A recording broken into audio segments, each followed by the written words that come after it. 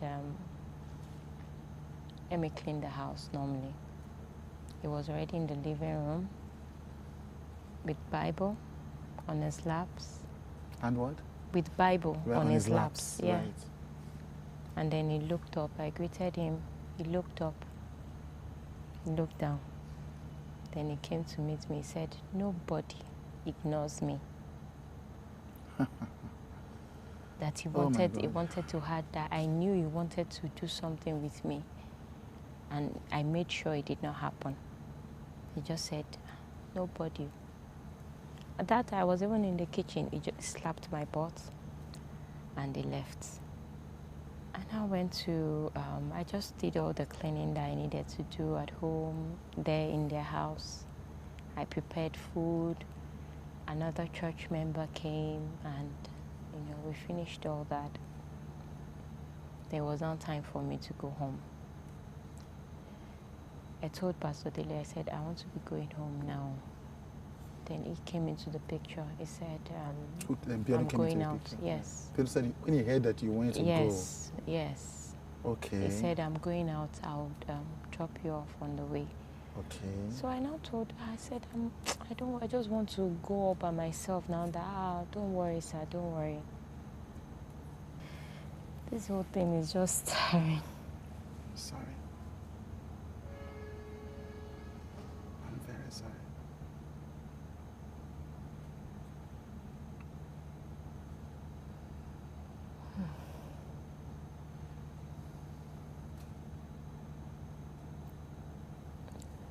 I've tried to be like a superwoman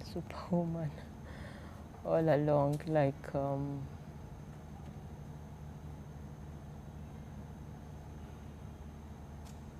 I don't like to remember these things. I'm sorry. Yeah.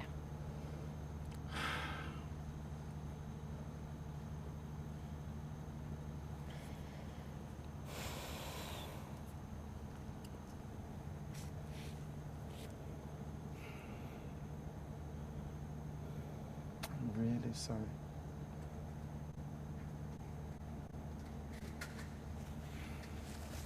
In a way, really, I see men of God to just be mean.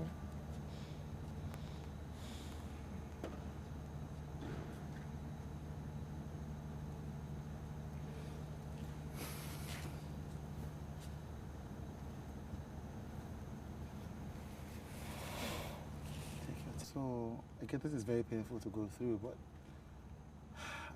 you went to do this for other women who have gone through this, or who are at risk of going through this again. It's actually difficult to say who have gone through. Who could have, because it's more like it lives with you. Right, so it's not a one-off thing. It's not a one-off thing. So it's because who are going through. Yeah, who are going through it. It's just like the level I'm at now, that's not where I was years ago. Right. But it's all a struggle. That's poor self-perception. You just look at yourself like you're worthless. When you visualize the image, you visualize everything that happens. It affects you mentally. But I'm going to ask another stupid question. But why? Like, if someone did something so terrible, why are you the one that feels bad about yourself? I mean... The way the whole thing changed after, like I will talk about it after he came, when my brother approached him and he started begging, Oh, right. Yeah. Right. And, okay. Yeah, right. Okay, yeah. so that people can follow the trail. Yeah. So I sense that, I mean, I asked not to be told the story before the conversation, but then I sense that there is something else coming, because he said to you, I would take, first he had said to you. Yeah, because that was the second time it happened again. So it happened twice? It happened twice. In 1 week? In 1 week. Does the rape by Biodun happen twice in 1 week? Yes, in 1 week. So that day I entered the car, white Benz. So after you had said you were not going to go, he basically insisted that you had to go with him, Yeah, that he would the drop you wife off. was like, go now, Pastor Oh, the just wants to wife said- drop you. I The was wife like, didn't think to ask you, no, why are you so worried about going away? she didn't. She just said, follow Pastor now. Pastor is going, just follow him, drop at the junction. So, because that was what I said, I would just drop at the junction of the house because it was quite a distance to walk from their house to where the taxi, you could get a taxi. So, entered his car with, there was a church member around then. Right. Yeah, So, you mentioned that the church member had come in the morning. Yes. So the church member actually just dropped off before we even got to the junction. Right. And then he was driving. I was in front. He was the one driving. He just changed, like he made a detour. Immediately he dropped off this other church member, he just changes the route. Yes, after we advanced to another level, like before we got to the main junction where I could get a taxi. And then I was like, Pastor, go and drop me at the junction. Can I come down? He was just smiling. And then he was just saying different things like, I am yours. You do what you want, what I tell you to do. And he just parked the car when he got there. At that moment, my heartbeat was very fast because I knew something was about to happen again. Something was about to happen again. There was nothing. I didn't even think of violence. I didn't think of hitting something. I didn't think of that. At that point, he came down from his car and opened the door, pulled me out. This was on the main road? Yes, somewhere with nobody was there, not on the main road. Right, yes. Right, entered gone off the main road. Yes. We never even reached the main road. Ah, right, because you came from his house. Yes, so the we road never reached. It was just the road to another place. Right. Anybody that knew Songo then was just full of bushes here and there. Houses were just beginning to be developed there. So he just parked and came out, pulled me. I told you. I wanted to do this to you in the house. You did not answer. That's how he bent me over. At the back of the car. Opened the door. Then later on, put me at the bonnet, like my hands like this. Then later on, even just held my hands like this at the back. Held my hands like this, like I don't want to be cruel to you. Just answer me. Just give me what I want.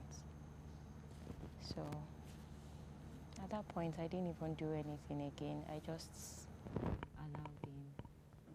So he raped you again? Yes. So he did it there.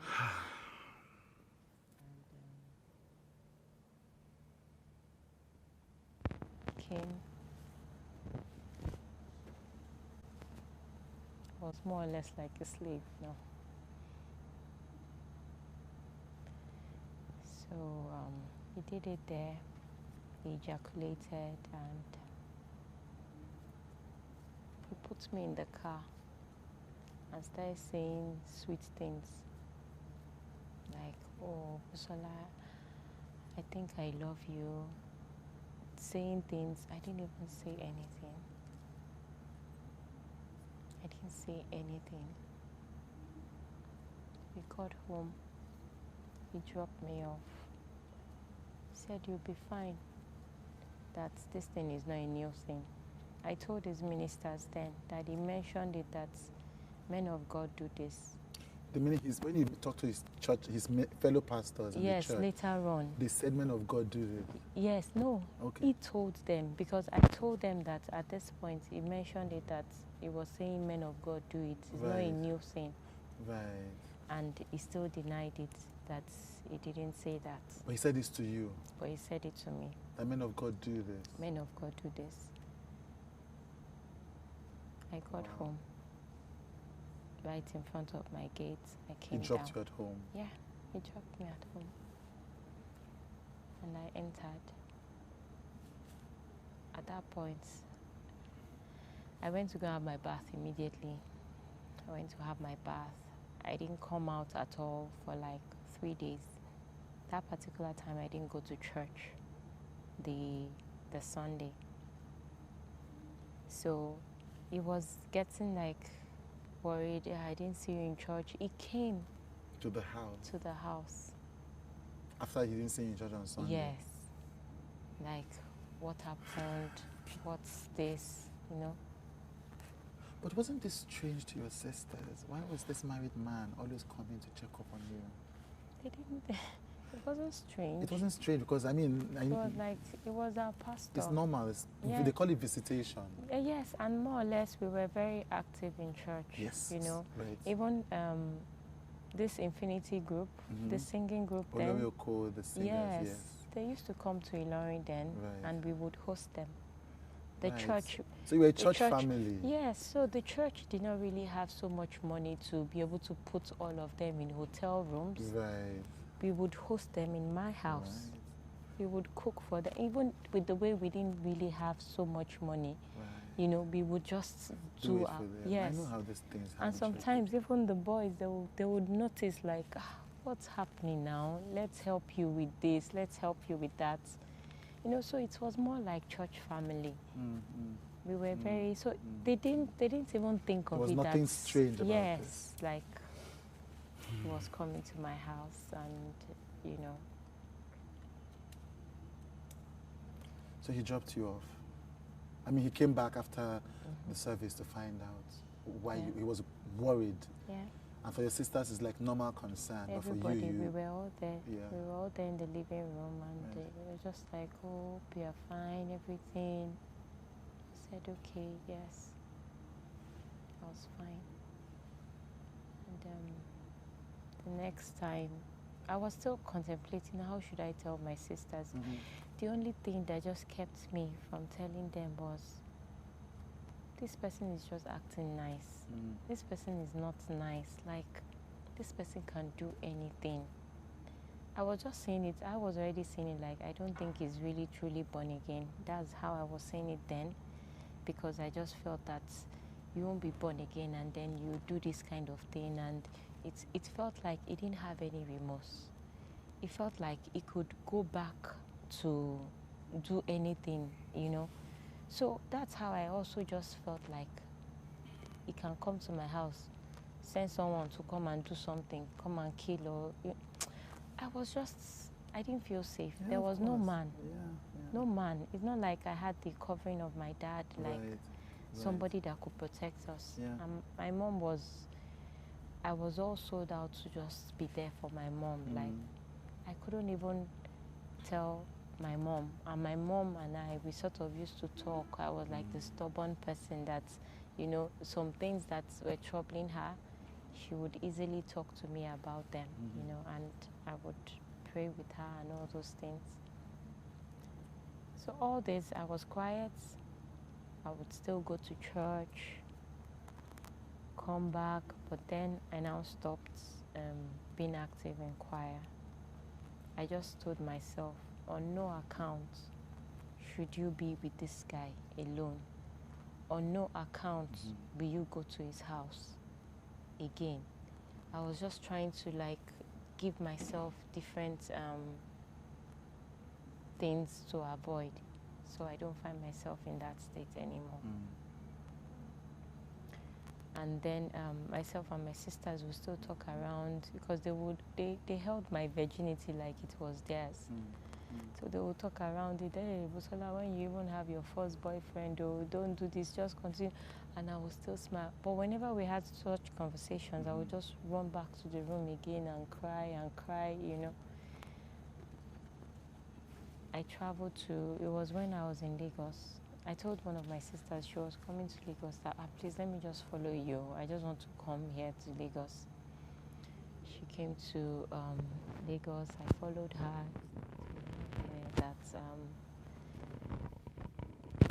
I told her. She was actually the one that came to me, and then she had told me about a dream before that she had, and I saw that something bad happened to you. That my sister is like someone that she dreams, like she sees things, either things that are happening to you now or things that will happen. So at that point, she told me, she said, I had a dream. You were crying seriously. And I saw blood on the floor. And I saw Biodun sitting on a chair. Oh, wow. She saw it in a dream. So that moment, I was sort of like in shock. Like, I denied. I said, no. The next thing I just started, because as at that time, that was the same time, the way it was, I was in Lagos, it was night, I was about to sleep, I was now crying. Like I wanted to pray, but I couldn't pray. So she was passing by, and she had been trying to tell me this, because even when we were there in Ilorin, she told me she didn't just have the dream, she had the dream since. She called my sister that time to say, I have something that I want to tell Bisola. I have something that I want to tell her. So it was not that very day that she just told me that, Bisola, this is it. Tell me what happened. I started crying. And I told her what happened. She started crying with me.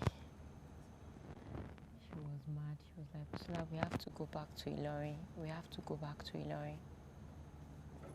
So we came back to Ilorin that week. My brother was in University of Ilorin then. Called my brother, called my other sister, because then I have 3 older sisters. One was in Kaduna doing her youth service, or Kano rather, doing her youth service. And this one that followed me to Lagos, she wasn't the one that was there that day that it happened, that was sleeping. So that when we returned back, we told the other 2. My brother was angry. My brother took pocket knife, just dragged my hand. Let's go to his house. We went to his house. Immediately saw my brother and I coming. He quickly came out of his house. I was like, Bisola, what's the matter? My brother's name is Tunde. He was very mad. Just called him, I'm going to stab you. I'm going to kill you. What did you do to her? He was begging. He was like, I'm sorry, it's just the devil. I don't know. It was just the devil. So at that time, someone was around, a church member. In his house? Yes, a minister, Wale. Right. That one is the pastor of the pastor of the branch in Port Harcourt now. Now, right. Yes. So this person is still with him? Yes, he's still with him. So, but as at then, he wasn't a pastor. He was a minister in church, like prayer minister. Right. So he now said we should come to my house. Myself and my brother went back home. Then they now came to my house. As at then, they called another minister. So he started talking. He came with another minister? Yeah. That he was really sorry. He didn't know what just came over him. Like, he was really sorry and all that. I was there. I couldn't say anything. It was just like, devil. Like, it was the devil that he didn't have the intention of doing that. Biodun and a minister in his church come to your house to meet you and your brother. That means this minister knows about that Biodun had sex with you. Like, even if he didn't know that it was a rape, he knew that Biodun had sex with a girl who wasn't yet 18. Yeah. So they come to your house and they talk to you and they say it's the devil. Yeah, right. We were just outside. They didn't even enter. The house. My brother came out, I came out. So they started saying it's the devil, this, like that. Meanwhile, the minister then, which was Wale Soweto, and there's another minister, Flo. Right. And Flo actually happens to be my second cousin. Flo is the second cousin. Flo used to be the pastor in Lagos. Yeah, is he still the pastor in Lagos? I think so. Right, I don't okay. Really, yeah. Right. So, but it's not like we have that close relationship. Yeah. So he came with 2 ministers, or he came with 1? Yes, I think Wale came by himself. Right, so he came with Flo. Yes. Then Wale came and joined you. Yes. Wow. So, that's how they were talking. I'm so sorry. I'm this. I wasn't really even listening to everything because all that was just on my mind was I can't get back my virginity. Like, it's been done the way I think right now. You don't know my states. So I just said, I told my brother then, like, I want to leave the church. Because I wasn't even listening to the word. And I told Wale, I told him I want to leave the church.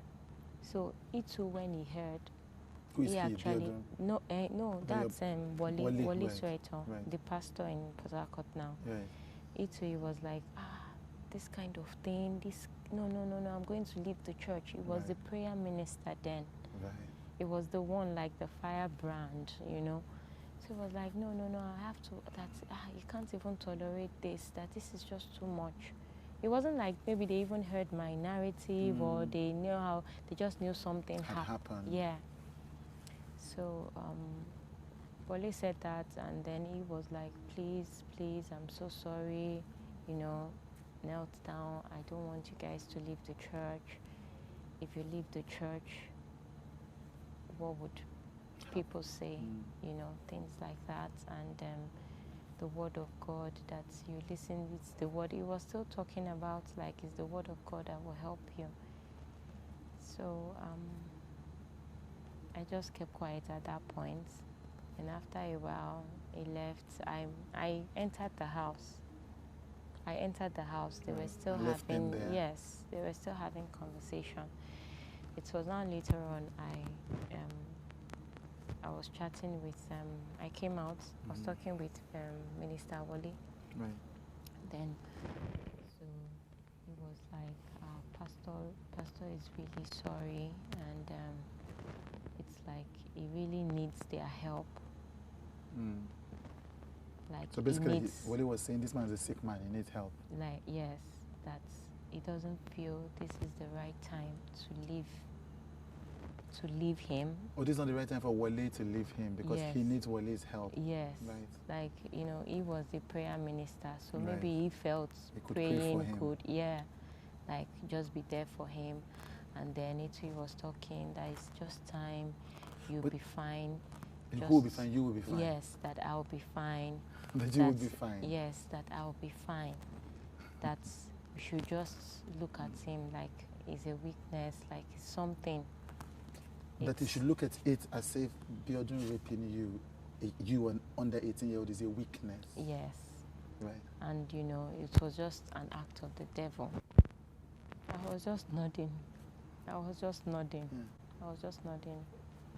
And later on, after they all talked, you know, so I can't believe this happened, though. I can't, you know, they all expressed themselves differently. At that time, Pastor Biodun had left. So I went back home, and I know the next Sunday we didn't go to church. It was like we went back to church after like 2 weeks. You went back to the church? Yeah. Why?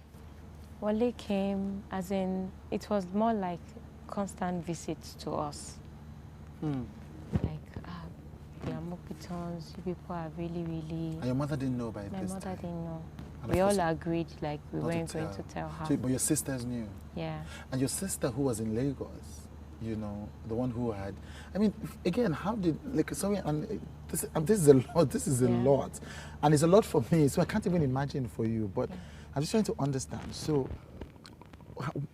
when your sister had the dream, because it was a very random dream, what made her walk up to you to tell you this dream? There's something... Yeah, it was a very that weird particular dream. day. I was in the house about to sleep at in night. Lagos, right. Yes, in Lagos. Because, see, every night wasn't the same night anymore. There are times I would cry. Sometimes it would be like I would almost sleep off in the bathroom, then I would get up. I was just trying to adopt in my own way, you know. So that time I was in Lagos. I was actually just kneeling down, and it was like I was praying, but I wasn't praying. I was just crying. I mean, well, this was night, late in the night. So my sister came out of our room, of the room where she was staying, and she noticed she was just hearing sound. Why? I was just saying, why me? Why me? That was just the question I kept asking for a very long time, because I felt I was faithful to God. I felt I had led many people to Christ, even though I was young. I felt I had done a lot for God, you know, back in school.